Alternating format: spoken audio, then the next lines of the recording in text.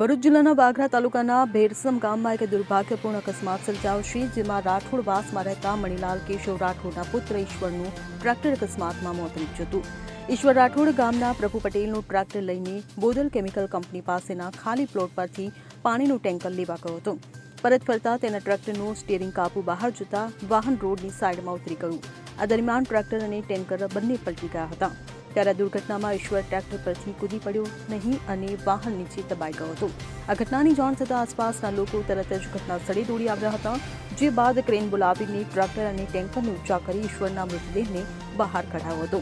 આ મામલે વાઘરા પોલીસે અકસ્માત મોતનો ગુનો નોંધીને આ ઘટના અંગે વધુ તપાસ હાથ ધરી છે. Bureau report CN24 news. હવે જુઓ દેશ દુનિયાની તમામ ખબરો તમારી આંગળીના ટેરવે. ઉઠાવો મોબાઈલ અને Google Play Store પરથી ડાઉનલોડ કરો અમારી CN24 ન્યૂઝ મોબાઈલ એપ.